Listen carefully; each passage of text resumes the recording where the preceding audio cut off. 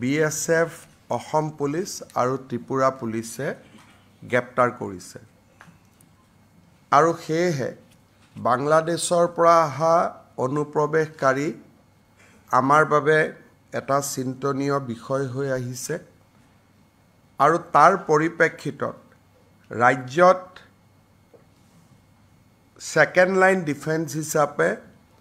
অসম পুলিচে যি কাম কৰি আছে তাক আমি আৰু অধিক শক্তিশালী কৰি BSFৰ লগত এটা কোঅৰ্ডিনেশ্যন লৈ পেলাই বাংলাদেশৰ পৰা যাতে অনুপ্ৰৱেশকাৰী ভাৰতত সোমাব নোৱাৰে তাৰ কাৰণে আমি আৰু অধিক প্ৰচেষ্টা ল'ব বিচাৰিছোঁ আৰু এই শৃংখলাৰ এটা পৰ্যায় হিচাপে অসমত আধাৰ কাৰ্ড প্ৰদান কৰাৰ ব্যৱস্থাটো আজি কেবিনেটে খুব কঠোৰ কটকটীয়া কৰাৰ বাবে সিদ্ধান্ত গ্ৰহণ কৰিছে এতিয়াৰ পৰা ৰাজ্য চৰকাৰৰ সাধাৰণ প্ৰশাসন বিভাগে আধাৰৰ যিটো ষ্টেট লেভেল ভেৰিফিকেশ্যন আধাৰ কাৰ্ড দিয়াৰ আগতে কেন্দ্ৰীয় চৰকাৰে ৰাজ্য চৰকাৰৰ পৰা ভেৰিফিকেশ্যন বিচাৰে আৰু এই গোটেই প্ৰক্ৰিয়াটোক তদাৰকী কৰাৰ বাবে ৰাজ্যৰ সাধাৰণ প্ৰশাসন বিভাগক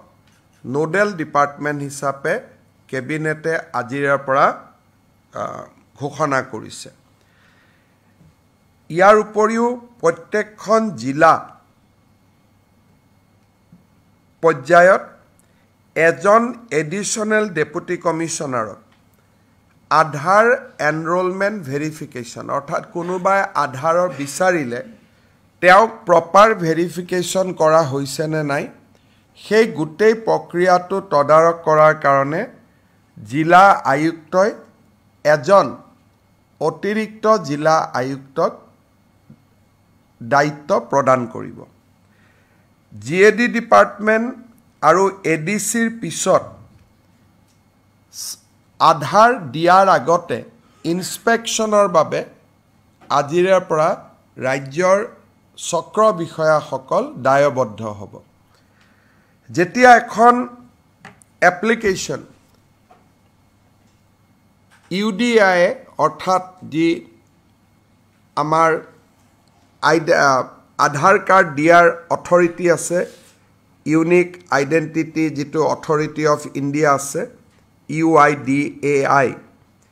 এখেতসকলৰ পৰ্টেলত আধাৰ কাৰ্ডৰ বাবে আবেদন কৰাৰ লগে লগে সেই আবেদনখন টেকনিক্যাল ভেৰিফিকেশ্যনৰ পিছত ফিজিক্যাল ভেৰিফিকেশ্যনৰ বাবে ৰাজ্য চৰকাৰৰ পৰ্টেলত আহিব সাৰ্কেল অফিচাৰজনে প্ৰথম এই আধাৰ কাৰ্ডৰ আবেদনখন পোৱাৰ লগে লগে তেওঁ প্ৰথমে চাব যে ৰাজ্যৰ ৰাষ্ট্ৰীয় নাগৰিকপঞ্জী প্ৰণয়নৰ সময়ত এই ব্যক্তিজনে বা এই পৰিয়ালটোৱে বা তেওঁৰ পিতৃ মাতৃয়ে আবেদন কৰিছিলে নে নাই প্ৰথম পৰীক্ষা হ'ব সেইটো যদি দেখা যায় যে তেওঁ আবেদন কৰাই নাছিলে তেতিয়াহলে তেওঁৰ আধাৰ কাৰ্ডখন ৰাজ্য চৰকাৰে প্ৰত্যাখ্যান কৰি কেন্দ্ৰীয় চৰকাৰলৈকে প্ৰতিবেদন দিব আৰু যদি প্ৰমাণিত হয় যে নহয় তেখেতে NRCত নিজকে ভাৰতীয় নাগৰিক বুলি আবেদন কৰিছিলে তেতিয়া আমি নেক্সট ষ্টেজলৈকে যাম আৰু যিটো ফিল্ড ইনস্পেকশ্যনৰ ওপৰত উচ্চতম ন্যায়ালয়ৰ যি নিৰ্দেশ আছে সেই অনুসৰি তেওঁলোকক ফিল্ড ভেৰিফিকেশ্যন কৰি ভাৰতীয় নাগৰিক এখেত হয় এই ধৰণে সম্পূৰ্ণ প্ৰত্যায়িত হোৱাৰ পিছতহে তেখেতক আধাৰ কাৰ্ড দিয়া যাব অৱশ্যে যিবিলাক ভাৰত চৰকাৰৰ কৰ্মচাৰী বিভিন্ন কামত 2014 চনৰ পিছৰ পৰা অসমত আছে স্বাভাৱিকতে তেওঁলোক যেহেতু পশ্চিমবংগ গুজৰাট মহাৰাষ্ট্ৰৰ নাগৰিক অসমৰ NRCৰ বাবে আবেদন কৰা নাই তেওঁলোকৰ ক্ষেত্ৰত এই নিয়মটো নাহিব কিন্তু ফিজিক্যাল ভেৰিফিকেশ্যন বা ডকুমেণ্ট ভেৰিফিকেশ্যন তেওঁলোকৰ ক্ষেত্ৰতো আমি কৰিম। ইয়াৰ ফলত ৰাজ্যত আধাৰ কাৰ্ডৰ প্ৰদানৰ ব্যৱস্থাটো আমি অলপ টনকিয়াল কৰিব পাৰিম আৰু কোনো ধৰণৰ সন্দেহযুক্ত নাগৰিকে যাতে আধাৰ কাৰ্ড ল'ব নোৱাৰে তাৰ অন্তত আমি কিছু প্ৰতিবন্ধকতা সৃষ্টি কৰিব পাৰিম। এই নিৰ্দেশ আমাৰ বহু অপেক্ষিত নিৰ্দেশ আছিল।